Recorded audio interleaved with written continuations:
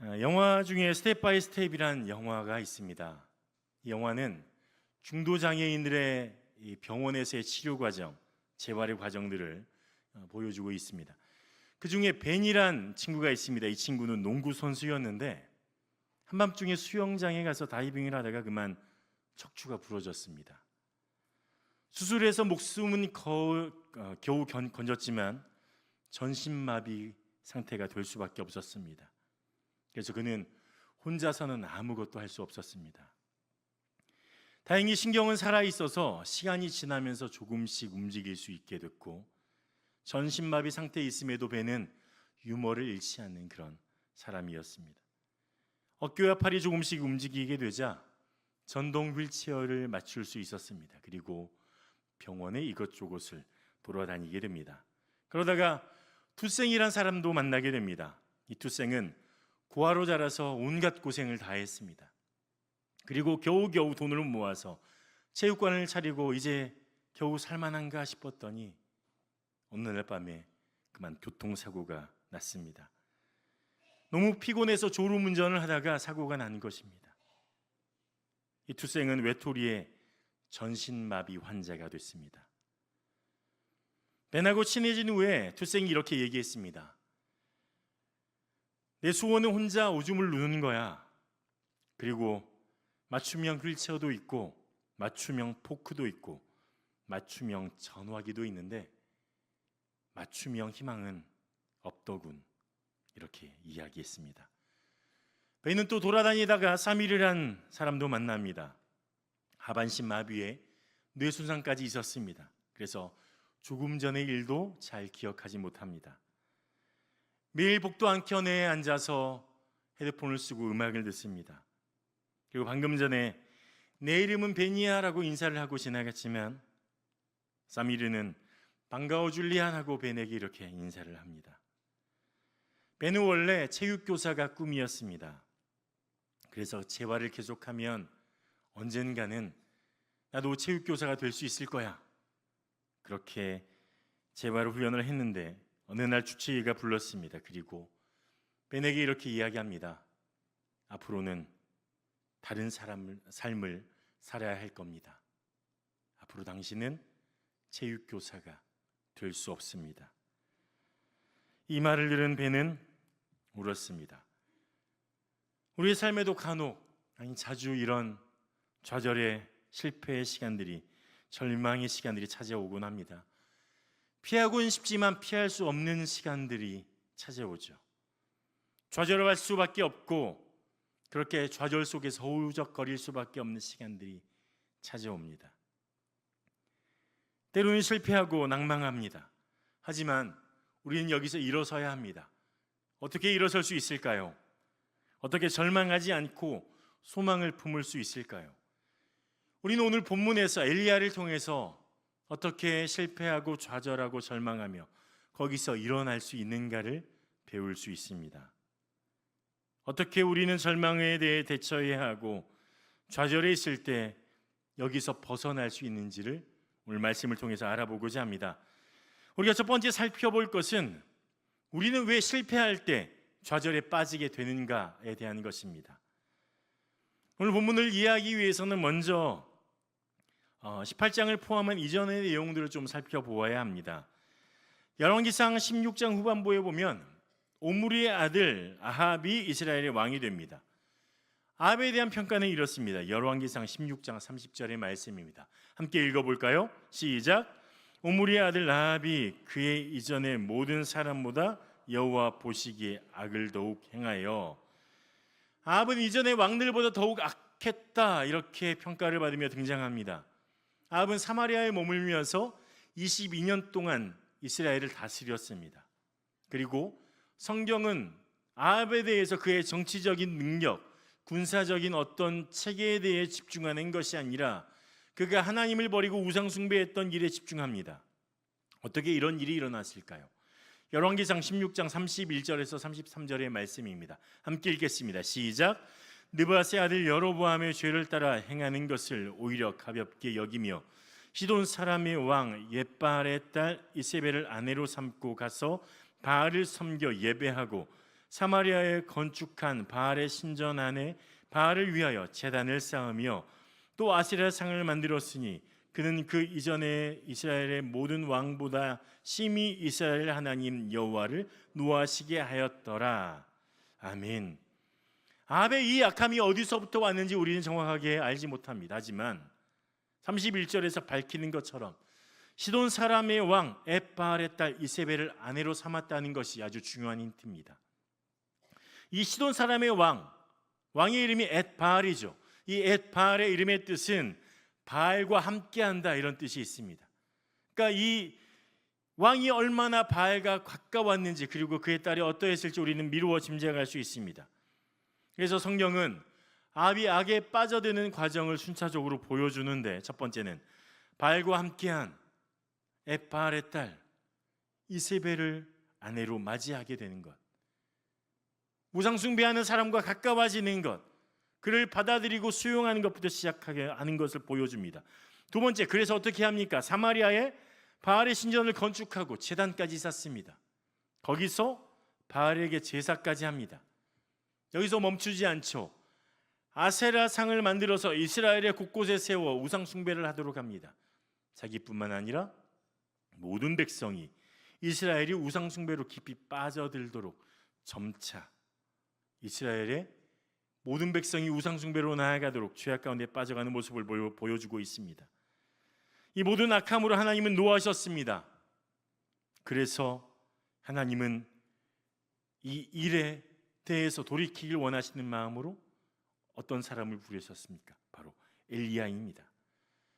굉장히 심각한 상황이었습니다. 왜냐하면 우상 숭배를 했을 뿐만 아니라 이세벨은 하나님의 선지자들을 찾아서 죽이기까지 했는데 심각한 상황이었습니다. 열왕기상 18장 4절에 보면 이세벨이 여호와의 선지자들을 멸할 때 오바댜가 선지자 100명을 가지고 50명씩 굴에 숨기고 떡과 물을 먹였더라.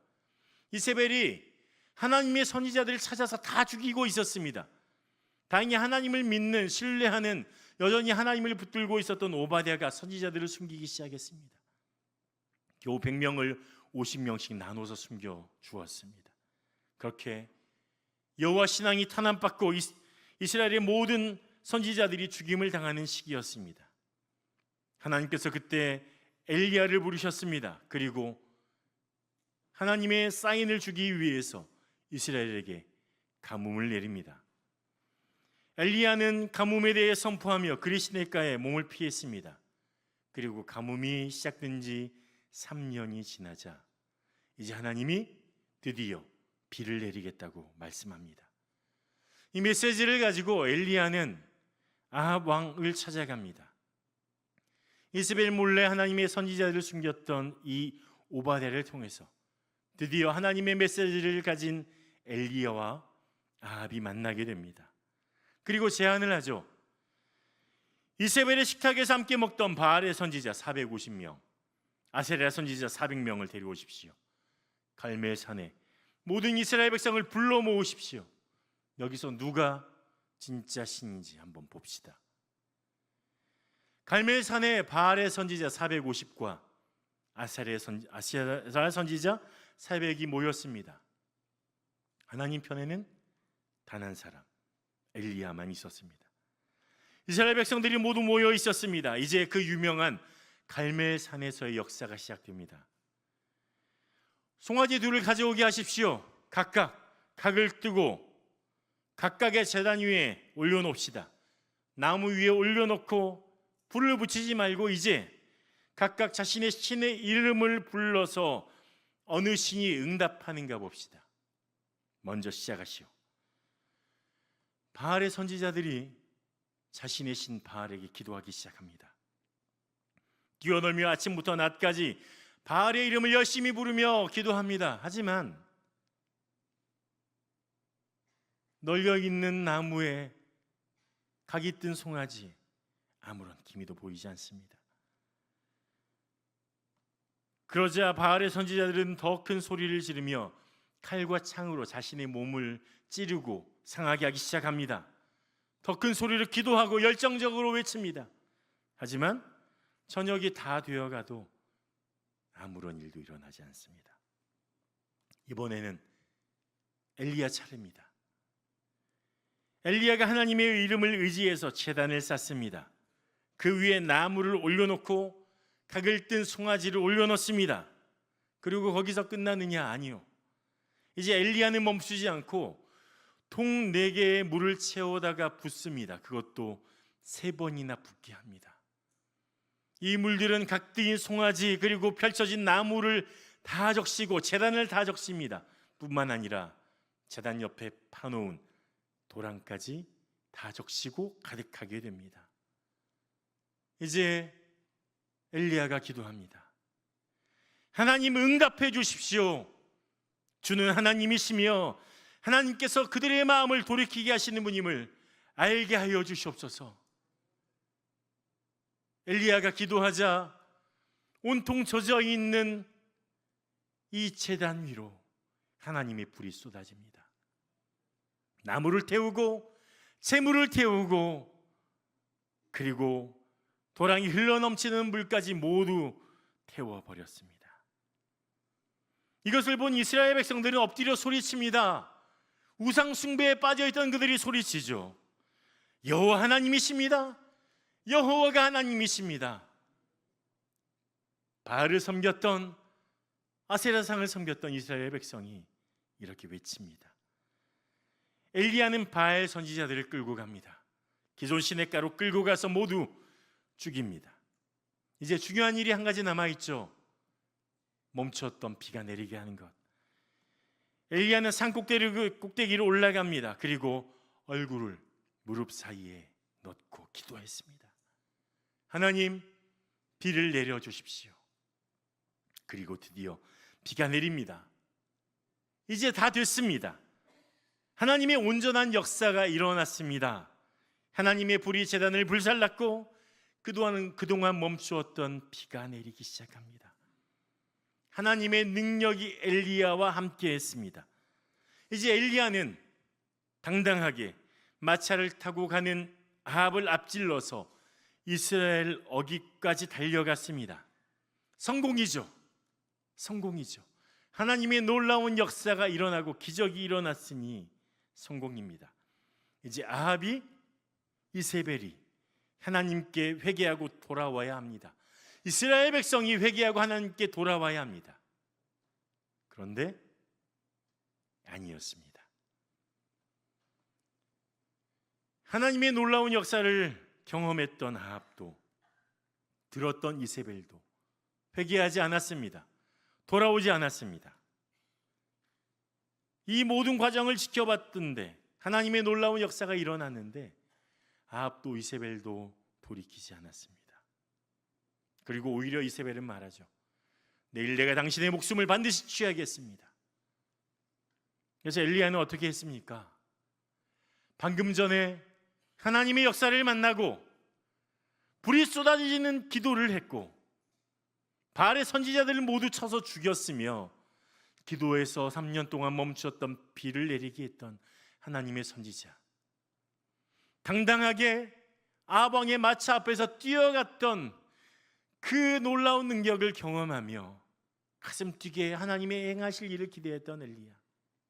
그런데 이세벨의 이 말, 내가 당신의 목숨을 취하겠다, 이 말에 엘리야가 두려워졌습니다. 그리고 목숨을 지키려고 도망갔습니다. 실패했죠. 방금 전까지는 모든 것이 다 됐습니다. 하나님의 능력이 임했으니 당연히 다음 결과는 성공이어야죠. 그런데 그러지 않았습니다. 실패하고 목숨을 지키려고 도망갔습니다. 사환도 중간에 두고 광야로 들어갔습니다. 실패할 수 있습니다. 하나님의 능력이 임했다고 모든 과정들이 성공적으로 우리가 뜻하는 대로 되는 것은 아닙니다. 때로는 우리가 보기에 실패하는 일들이 일어날 수 있습니다. 그런데 우리는 그때 좌절하게 되죠. 실패해서 일어서지 않고 오히려 좌절해서 낭망하게 됩니다. 왜 좌절할까요? 왜 엘리야처럼 도망하게 될까요? 첫 번째는 내 생각을 확신하기 때문입니다. 내가 행한 능력이, 영향력이 반드시 변화를 이끌 것이라고 엘리야는 생각했습니다. 이렇게 큰 능력이 임했는데, 바알의 모든 선지자를 쳐서 죽이는 능력이 일어났는데, 하늘에서 불이 쏟아졌는데, 피가 내렸는데, 당연히 아합과 이세벨은 회개할 거야. 엘리야가 생각한 과정이었습니다. 그런데 이 확신이 틀렸다는 거죠. 엘리야의 생각보다 아합은, 이세벨은 강팍한 인간들이었습니다. 그들의 죄는 뿌리 깊었습니다. 그들은 상상 초월할 정도로 하나님께 돌이키지 않는 그런 강팍한 마음을 가지고 있었습니다. 하나님의 기적을 만났지만 그들은 돌이킬 생각을 안 했습니다. 아니, 오히려 이세벨은 어떻게 했죠? 엘리야를 죽이겠다고 했죠. 그래서 이 이세벨의 반응에 엘리야가 좌절한 것입니다. 내 확신이 무너졌기 때문입니다. 내가 생각했던 당연한 결과가 일어나지 않자 실망하고 좌절했습니다. 엘리야의 계획이, 엘리야의 생각이, 엘리야의 확신이 깨지는 순간 엘리야는 실패해서 좌절로 걸어 들어갔습니다. 때로는 우리가 내 생각대로 되지 않을 때, 실패했을 때 좌절할 수 있습니다. 그런데 거기서 멈추어서 안 됩니다. 실패할 수 있어요. 하지만 좌절로 나아가서는 안 됩니다. 실패해서 좌절에 빠지는 두 번째 이유는 나의 한계만 보기 때문입니다. 나의 한계. 정말 뜨거웠던 엘리야의 마음이 급격하게 식어갔습니다. 제단에 내린 불처럼 엘리야의 마음은 정말 뜨거웠습니다. 하나님의 능력이 임했으니 그 심장이 뛰고 하나님의 역사가 기대되고 회개가 일어날 것이라고 굳게 믿었던 이 엘리야의 마음. 하지만 이세벨의 선전포고에, 그의 죽음의 경고에 차갑게 식어졌습니다. 제단의 불이 번제물과 도랑과 모든 것들을 태워버린 것처럼 모든 죄를 태우고 교만을 태우고 하나님을 반역했던 죄들을 태울 것이라고 생각했지만, 그럼에도 변하지 않는 아합과 꿈쩍도 않는 이세벨을 바라보며, 이 하나님을 인정하지 않는 그 강팍한 인생들을 바라보며, 아, 실패했구나, 안 되는구나, 더 이상 뭘 할 수 있지, 그렇게 생각했습니다. 그런데 엘리야는 내가 실패했다 멈추지 않고 하나님도 실패했다로 걸어갔습니다. 이런 놀라운 하나님의 능력에도 회개하지 않다니 하나님도 더 이상 해볼 게 없을 거야, 하나님도 더 이상 일할 게 없다, 이렇게 판단했습니다. 불이 내려와서 제단을 사르고 비가 다시 와도 깨지지 않는 저 영혼들, 회개하지 않는 저 아합 왕과 이세벨과 이스라엘 백성들, 도무지 어찌할 방법이 없다, 이제 아무런 도리가 없어, 하나님도 어떻게 하지 못할 거야, 그렇게 절망했습니다. 엘리야는 자신의 한계와 정면으로 부딪혔고 하나님도 더 이상 무엇을 하지 못할 것이라 생각하며 도망갔습니다.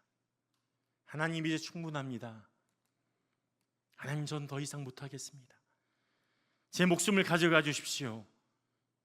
전 더 이상 뭘 할 수 있는 용기도 없습니다. 희망도 없습니다. 하나님, 더 이상 뭘 하겠습니까? 우리는 때때로 실패를 경험합니다. 내 계획이 실패하고 내 삶이 실패할 때가 있죠. 마음이 상할 때도 있습니다. 하지만 내가 실패했다고 하나님께서 실패하신 것이 아닙니다. 하나님은 나의 실패를 통해서 또 다른 계획을 세우고 계십니다. 하나님은 나의 실패를 통해서 또 다른 역사를 준비하고 계시는 것입니다. 내가 오늘 실패했다고 하나님이 실패한 것은 아닙니다. 그래서 우리는 좌절할 수가 없습니다. 낙심할 수도 없습니다. 그러면 우리가 낙심될 때 어떻게 해야 할까요? 엘리야처럼 더 이상 아무것도 할 수 없다고 생각될 때 어떻게 해야 할까요? 둘째로 우리가 살펴봐야 할 것은 이 좌절, 절망을 어떻게 대해야 하는 것입니다. 분명히 우리가 실패할 때 우리의 마음을 좌절시키고 낙심시키고 낭망시키는 일이 찾아옵니다. 분명해요. 그래서 엘리야는 아무도 없는 황량한 광야로 들어갔습니다. 우리 함께 열왕기상 19장 4절을 함께 보겠습니다. 함께 읽어보겠습니다. 시작. 자기 자신은 광야로 들어가 하룻길쯤 가서 한 로뎀나무 아래 앉아서 자기가 죽기를 원하여 이르되 지금 내 생명을 거두시옵소서. 아멘. 엘리야는 로뎀나무 아래 앉아서 죽기를 구하고 있습니다. 엘리야는 사역도 포기했습니다. 사명도 포기했습니다. 그리고 생명도 포기하고 있습니다. 엘리야의 마음이 만신창이가 됐습니다.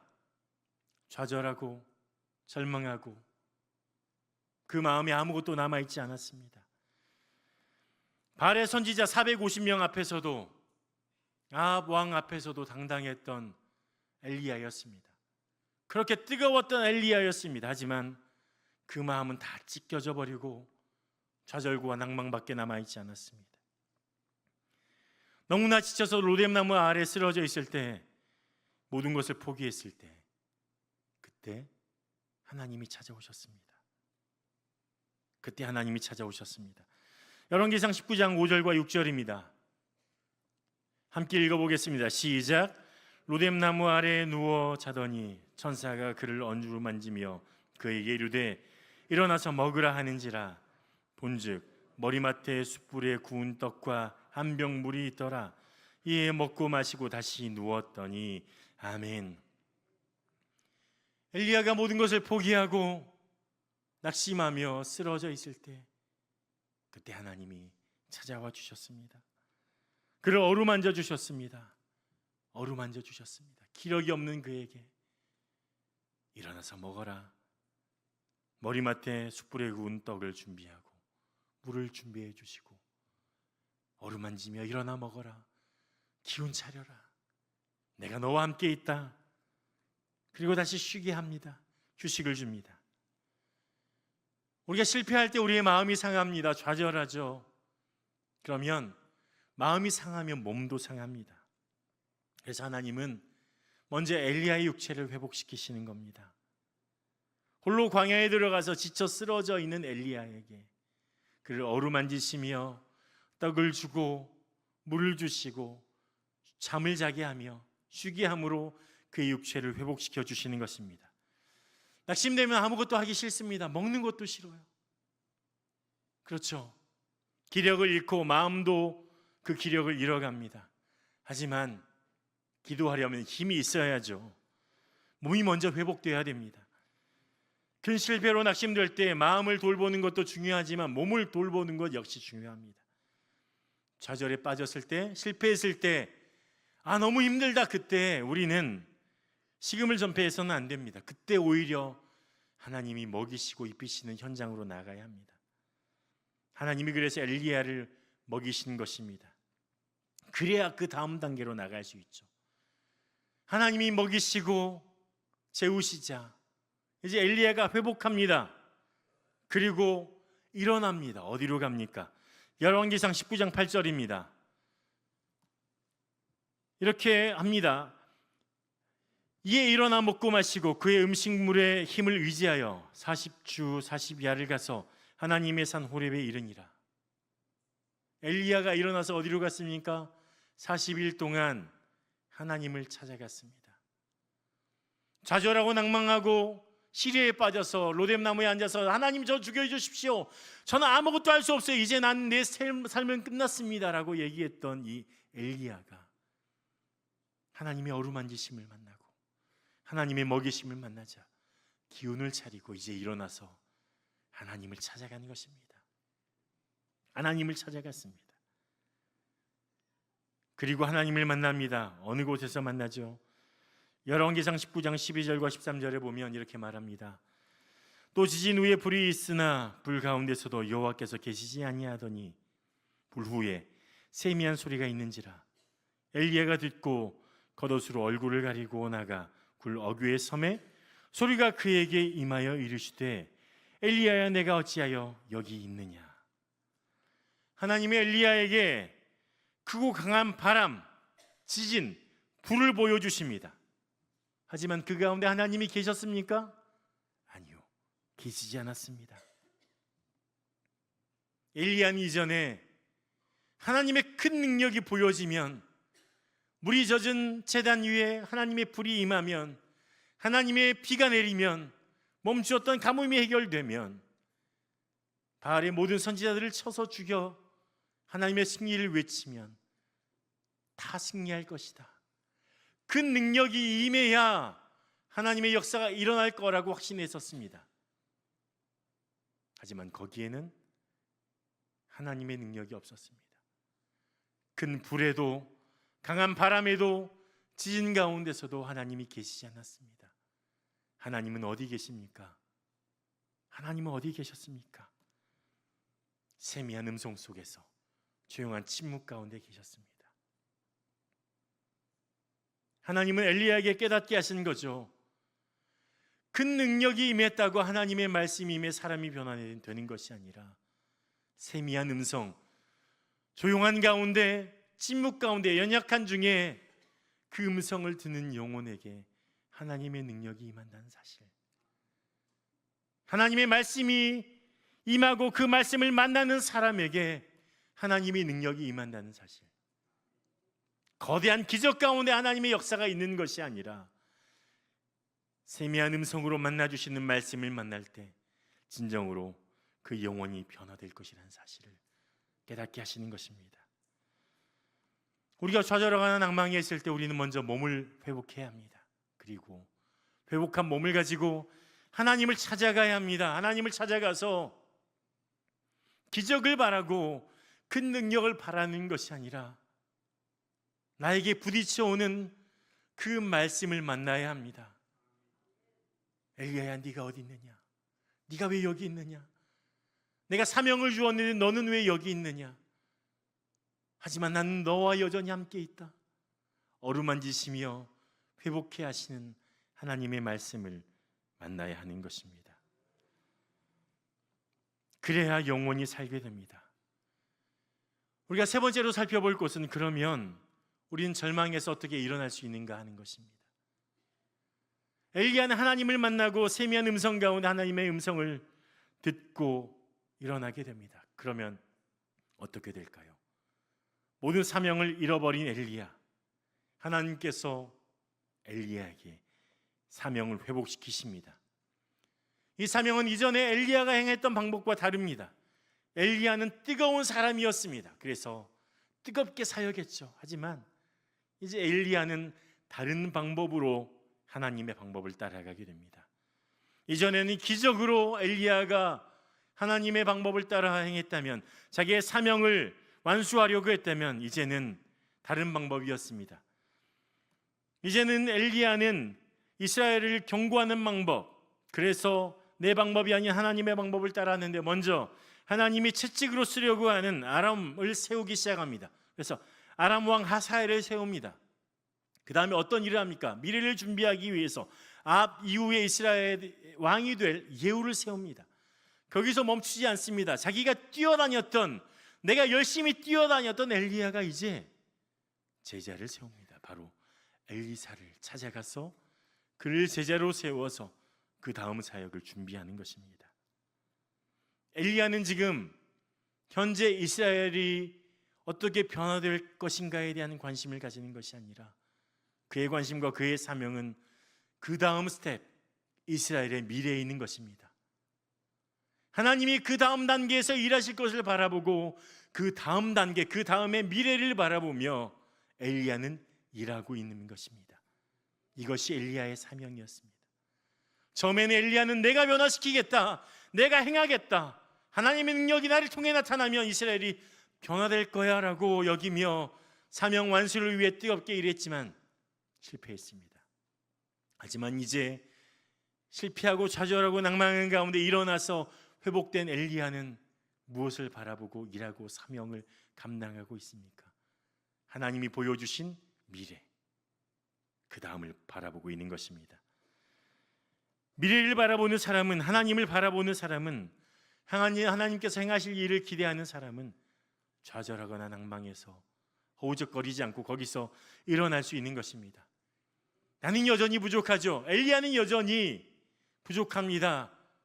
여전히 아합 왕은 죄 가운데 빠져 있고 이세벨은 기세등등하며 이스라엘 백성 우상 가운데 빠져 있지만, 그럼에도 엘리야는 미래를 바라보며 사명을 완수하고 있습니다. 믿음은 그런 겁니다. 미래를 준비하는 것입니다. 예레미야 29장 11절에서 13절은 이렇게 말씀합니다. 함께 읽어보겠습니다. 여호와의 말씀이니라. 너희를 향한 나의 생각을 내게 하나니 평안이요 재앙이 아니니라. 너에게 미래와 희망을 주는 것이니라. 너희가 내게 부르짖으며 내게 와서 기도하면 내가 너희들의 기도를 들을 것이요 너희가 온 마음으로 나를 구하면 나를 찾을 것이요 나를 만나리라. 아멘. 하나님은 우리에게 미래와 희망을 보여주십니다. 비록 지금은 절망적인 상황과 어려운 상황이 있을지라도 하나님을 바라보고 하나님을 포기하지 않는 사람에게 하나님은 반드시 미래와 희망을 주십니다. 평안을 주실 것입니다. 하나님을 찾는 영혼에게 하나님이 그를 만나 주실 것입니다. 우리의 미래, 우리의 희망은 불을 일으키는 능력에 있지 않습니다. 바로 하나님을 찾고 부르는, 하나님을 만나는, 하나님의 은혜를 구하는 거기에 능력이 있는 것입니다. 하나님은 우리를 세미한 음성 가운데 만나 주십니다. 이런 시가 하나가 있습니다. 마비된 몸, 마비된 언어, 굳어버린 손가락, 희망이라는 단어 하나를 겨우 썼다. 이 시는 돌이 되는 시인이란 별명을 가진 시인 박진식 씨의 시입니다. 그런데 2016년에 하나님 품에 안겼는데 2020년에 이런 기사가 났습니다. 32년 제 인생은 잔혹한 생리장애 과정이었습니다. 박 씨의 별명은 부갑상선 기능 항진증에 의한 각피석회증이란 병입니다. 몸에 칼슘이 생산이 되는데 이 칼슘이 너무 많이 생산이 되는 겁니다. 그래서 온몸에 칼슘이 쌓여가는 겁니다. 말하자면 온몸에 돌덩이가 생겨나는 겁니다. 이 돌들이 생겨나서 근육을 찢습니다. 내장 안에도 근육 사이에도 뼈마디에도. 압력을 견디지 못한 돌덩이들이 살을 뚫고 나올 때 피부가 홍시처럼 헐어버립니다. 어머니가 쇠꼬챙이로 튀어나온 돌들을 긁어냅니다. 그러다가 쇠꼬챙이 마저 휘어져 버리면 둘이 부둥켜 안고 울기도 했습니다. 박진식 씨는 20여 년간 한 번도 걸어보지 못했었습니다. 관절이 딱딱하게 굳어서 걸을 수도 없었고, 만약 실수로 넘어지기라도 하면 이 장기 안에 자리 잡고 있는 돌들이 깨져서 장기들이 상처를 입을까 봐 걷지도 못합니다. 그래서 누워만 있습니다. 한 번은 바닥에 그만 머리가 부딪혔는데 귀가 부딪혀서 귀가 하얀 가루로 부스러져 내렸습니다. 그땐 참 삶을 포기하고 싶었다고 합니다. 아버지는 막노동을 하고 어머니와 사글세 단칸방에 살면서 난 어떻게 살아야 되나, 나는 왜 이렇게 사는지, 이런 이야기를 했습니다. 20여 년 동안 눈앞에서 자식이 죽어가는 과정을 지켜봐야 하는 부모의 심정이 어떻겠습니까? 가망 없는 치료는 더 이상 짐이었습니다. 저는 짐이 되기 싫었습니다. 하지만 어머니와 아버지는 포기하지 않습니다. 흉측한 모습이라도 네가 내 옆에 살아있는 게 효도야. 그렇게 박 씨를 간호해 갔는데 2000년에 막노동을 하던 아버지마저 간경화로 쓰러집니다. 이미 심장 폐등의 장기까지 30%가 폐화가 됐습니다. 이제 남은 시간이 많이 남지 않았다. 하지만 박진식 씨의 소원이 딱 두 가지가 있었습니다. 첫 번째는 굽어지지 않는 무릎으로 부모님께 큰절을 올리는 것. 두 번째는 두병기를 글로 써서 생활비라도 보태는 것이었습니다. 그래서 손마디가 굳어져서 자판을 두들길 수 없어서 입에 펜을 물고 자판을 두들겨가며 컴퓨터에 키보드를 쳐가면서 시와 수필을 썼습니다. 이런 말을 했습니다. 사지가 절단된 사람도 희망이 있으니 행복한 것이라고. 사람들에게 사는 게 얼마나 소중한가 말해주고 싶다고. 그래서 박진식 씨는 흐르는 눈물을 스스로 닦지 못한 사람이 있다라는 시집에서 이런 시를 썼습니다. 새벽 겨우라도 잠자리에 일어나서 아침 햇살을 볼 수 있기를, 아무리 천대받는 일이라 할지라도 일할 수 있기를, 점심에는 땀 훔치며 퍼져버린 한 끼 라면이라도 먹을 수 있기를, 타인에게 하잘 것 없는 이 작은 소망이 내게 욕심이라면, 정말 욕심이라면 하나님, 저는 어떻게 살아야 합니까? 이런 시를 썼습니다.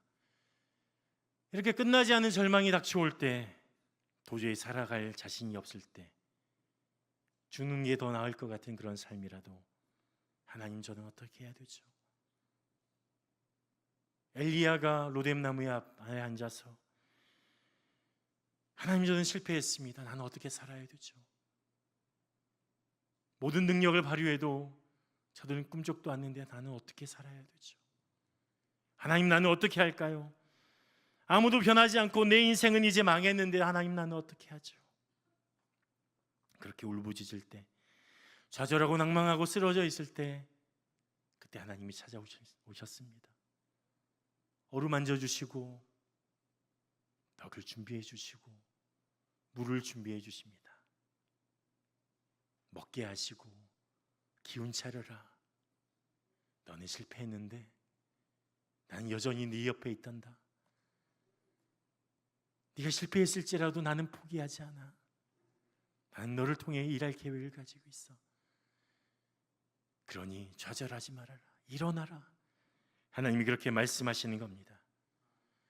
하나님, 나는 어떻게 해야 할까요? 울부짖을 때 하나님 말씀하십니다. 내가 여기에 있단다. 내가 여기에 있단다. 힘을 내라. 내가 너와 함께하니 힘을 내라. 내가 먹을 것을 주고 마실 것도 주니 힘을 내라. 난 능력 가운데 있지 않아. 나는 말씀 가운데 역사하는 하나님이야. 세미한 가운데 내 음성을 들어라. 네 마음을 곧게 해라. 그러면 반드시 너를 통한 나의 역사가 일어날 거야. 하나님, 오늘 우리에게 말씀합니다. 실패했다고 절망하지 마십시오. 어떻게 해야 될지 모를 때 낭망하지 마십시오. 나는 어떻게 해야 할까요? 울부짖을 때 하나님이 나를 만나 주십니다. 그리고 하나님께서 역사하실 것입니다.